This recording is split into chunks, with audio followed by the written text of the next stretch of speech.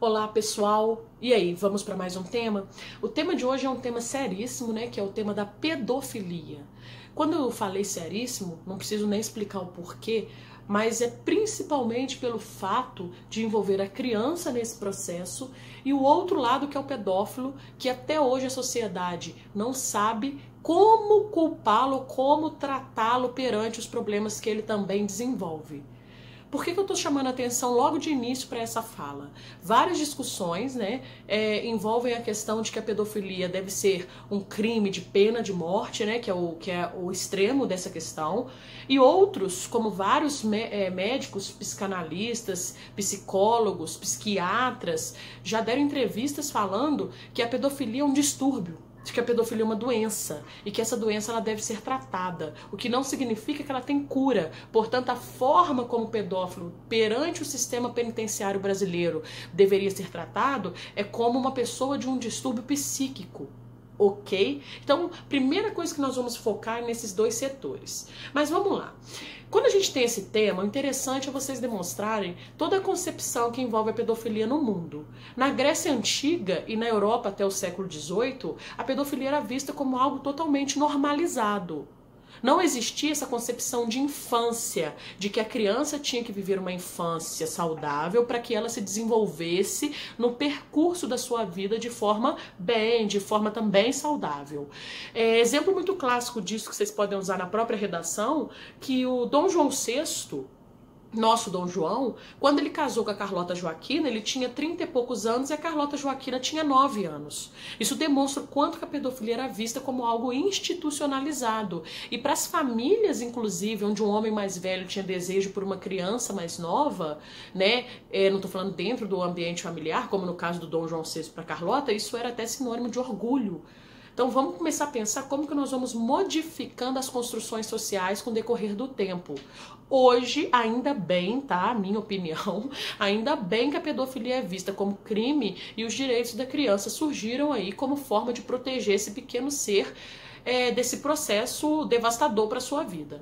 Ok? Então vamos começar aqui fazendo primeiro uma análise sobre a pedofilia, que muitas das pessoas deixam de falar, que é a questão dos pedófilos. Existem vários dados, tá, de secretarias de segurança, do Ministério da Segurança, que demonstram que até 60% das vítimas de pedofilia sofrem esse ato por parentes, entre eles padrastos, pais, avós e daí por diante.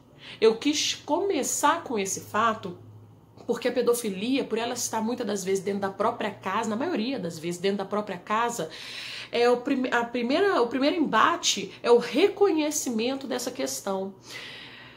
Muitas das vezes a família não acredita que aquilo está acontecendo, muitas das vezes a família não enxerga que aquilo está acontecendo, e um dos fatores que a gente tem que levar em conta é que essa criança que sofre na mão de um pedófilo, ela é ameaçada, ela é coagida, que faz com que ela não conte para as pessoas.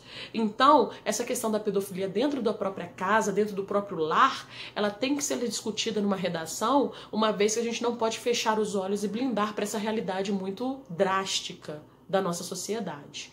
Outro ponto bem interessante que eu gostaria de falar para vocês colocarem nessa redação é a questão, como eu falei lá no início, do tratamento para o pedófilo. Isso até é uma sugestão muito legal.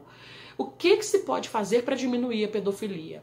Porque vamos lá, pós-terceira revolução industrial, com o surgimento da internet, das redes sociais e da facilidade de comunicação, a globalização, né, gente?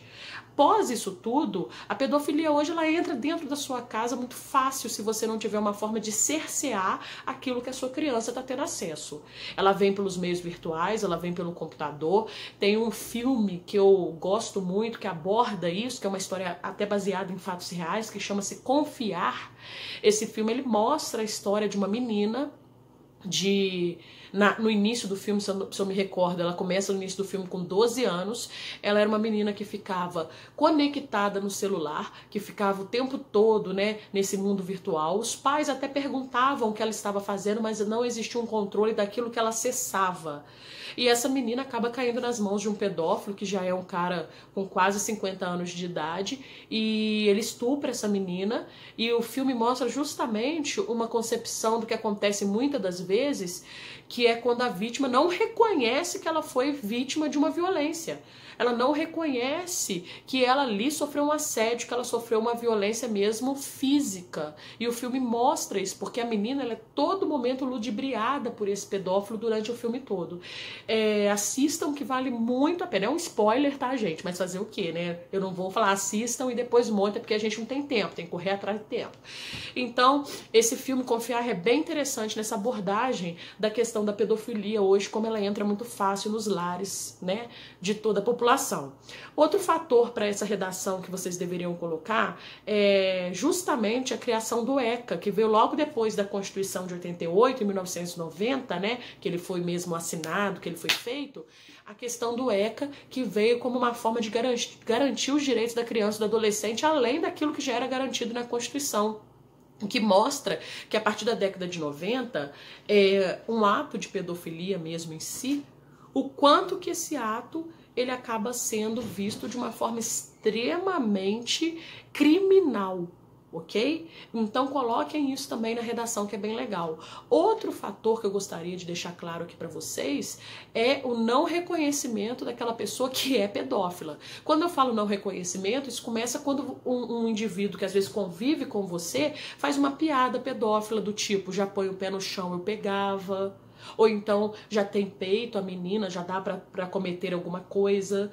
Isso é uma característica pedófila, isso são expressões pedófilas e que a gente tem que estar todo momento prestando atenção e cerceando esse indivíduo e mostrando para ele quanto que ele está errado. No Brasil mesmo, a gente teve o MasterChef, né?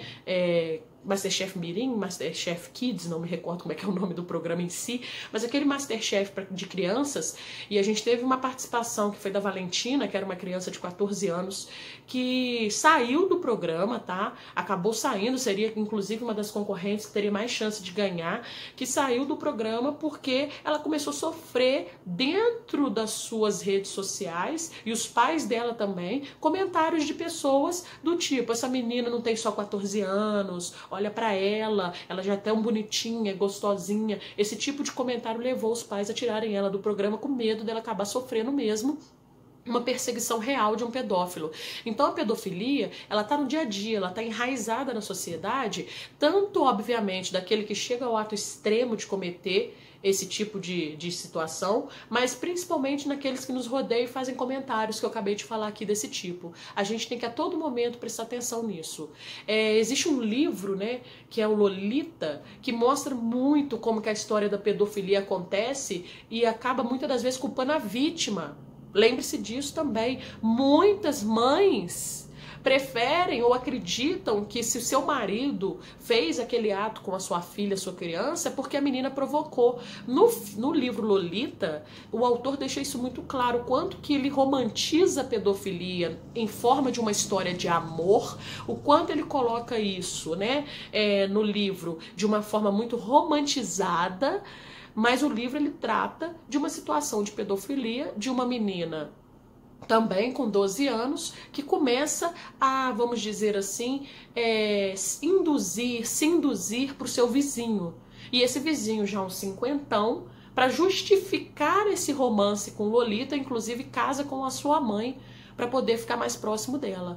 Teve uma série da Globo, Verdades Secretas, que mostrou isso, baseado nisso, tá? Porque na novela da série da Globo, a menina não era uma criança, tá? Já era uma moça, mas ele baseou isso, né? O quanto que quando o pedófilo, quando ele fica fissurado numa criança, ele comete aquilo ali. Ele casa com a pessoa perto para poder ficar próximo. De alguma forma ele vai invadir esse lar e vai cometer algum ato contra essa criança. Então, os pais têm que estar totalmente atentos aos indícios que uma criança dá quando ela está sofrendo um ato de agressão. A criança, muitas das vezes, ela se isola, ela passa a ser uma criança medrosa, ela passa a não querer conversar com o agressor perto da família, e aí muitas das vezes a família acha que ela está sendo mal educada, e não, existe alguma coisa ali que mostra que aquela criança, ela tem alguma relia, alguma versão. E, né, gente, evitar deixar as crianças terem contato com o desconhecido, terem contato com pessoas, principalmente no mundo virtual. O mundo virtual hoje ele é o mais perigoso dessa situação.